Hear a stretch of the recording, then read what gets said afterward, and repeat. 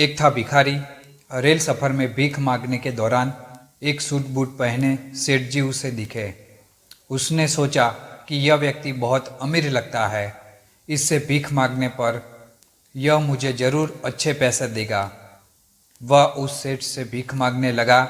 भिखारी को देखकर उस सेठ ने कहा, तुम हमेशा मांगते ही हो, क्या कभी किसी को कुछ देते भी हो? भिखारी बोला, साहब, मैं तो भिखारी हूँ, हमेशा लोगों से मांगता ही रहता हूँ। मेरी इतनी औकात कहाँ कि किसी को कुछ दे सकूँ।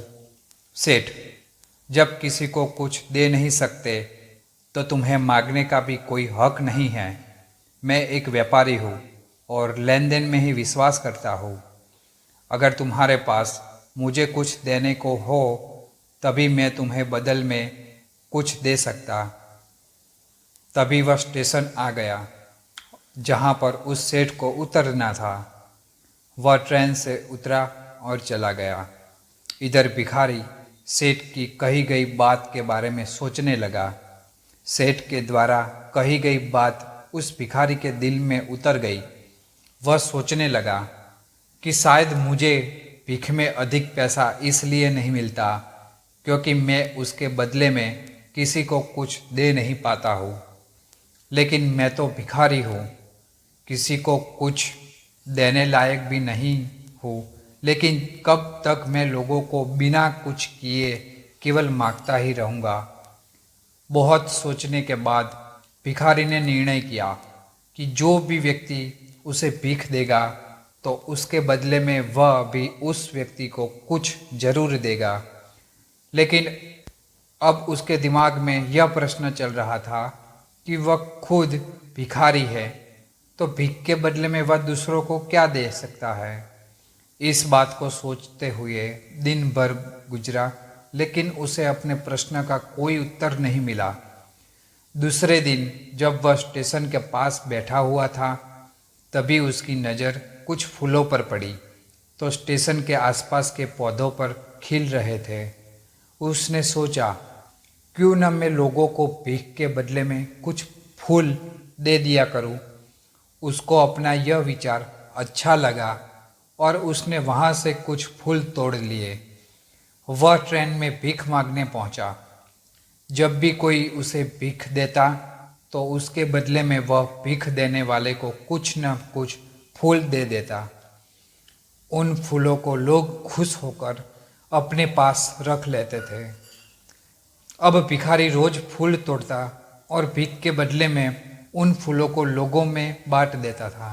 महसूस किया कि अब उसे बहुत अधिक लोग भीख देने लगे हैं। वह स्टेशन के पास सभी फूलों को तोड़ लाता था। जब तक उसके पास फूल रहते थे तब तक उसे बहुत से लोग भीख देते थे, लेकिन जब फूल बांटते बांटते खत्म हो जाते तो भीख भी नहीं मिलती थी। अब रोज ऐसा ही चलता रहा। एक दिन जब वह भीख मांग रहा था तो उसने देखा कि वही सेठ ट्रेन में बैठे हैं, जिसकी वजह से उसे भीख के बदले में फूल देने की प्रेरणा मिली थी।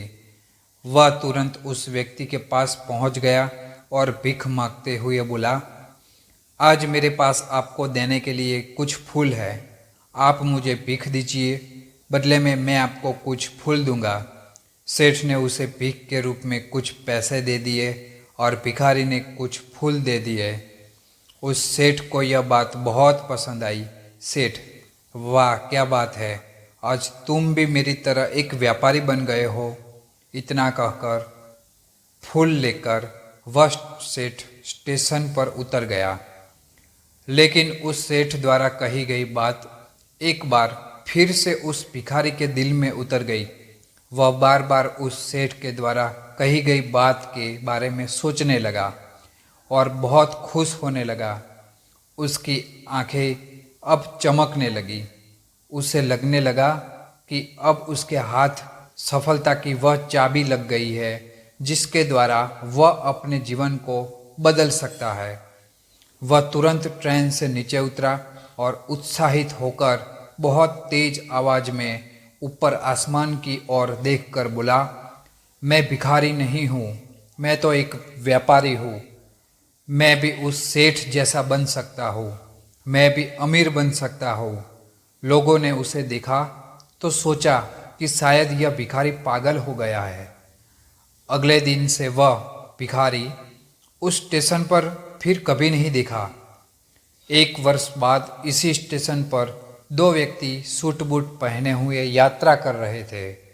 दोनों ने एक दूसरे को देखा तो उनमें से एक ने दूसरे को हाथ जोड़कर प्रणाम किया और कहा, क्या आपने मुझे पहचाना? सेठ, नहीं तो शायद हम लोग पहली बार मिल रहे हैं। भिखारी, सेठ जी आप याद कीजिए, हम पहली बार नहीं बल्कि तीसरी बार मिल रहे हैं। सेठ, मुझे याद नहीं आ रहा। वैसे हम पहले 2 बार कब मिले थे? मैं अब पहला व्यक्ति मुस्कुराया और बोला, हम पहले भी 2 बार इसी ट्रेन में मिले थे। मैं वही भिखारी हूँ जिसको आप अब पहली मुलाकात में बताया कि मुझे जीवन में क्या करना चाहिए और दूसरी मुलाकात में बताया कि मैं वास्तव में कौन हूँ। नतीजा यह निकला कि आज मैं फूलों का एक बहुत बड़ा व्यापारी और इसी व्यापार के काम से दूसरे शहर जा रहा हूँ। आपने मुझे पहली मुलाकात में प्रकृति का नियम बताया था, जिसके अनुसार हमें तभी कुछ मिलता है जब हम कुछ देते हैं। लेन देन का यह नियम वास्तव में काम करता है। मैंने यह बहुत अच्छी तरह महसूस किया, लेकिन मैं खुद को हमेशा भिखारी ही समझता रहा। इससे ऊपर उठकर मैंने कभी सोचा ही नहीं था। और जब आपसे मेरी दूसरी मुलाकात हुई तब आपने मुझे बताया कि मैं एक व्यापारी बन चुका हूँ। अब मैं समझ चुका था कि मैं वास्तव में एक भिखारी नहीं बल्कि व्यापारी बन चुका हूँ। भिखारी ने स्वयं को जब तक भिखारी समझा वह भिखारी रहा। उसने स्वयं को व्यापारी मान लिया, व्यापारी बन गया। इसी प्रकार जिस दिन हम समझ लेंगे कि मैं तो वही हूँ, फिर जानने समझने को रह ही क्या जाएगा। इंसान जीवन में कुछ भी कर सकता है, जीवन में कुछ भी हासिल कर सकता है।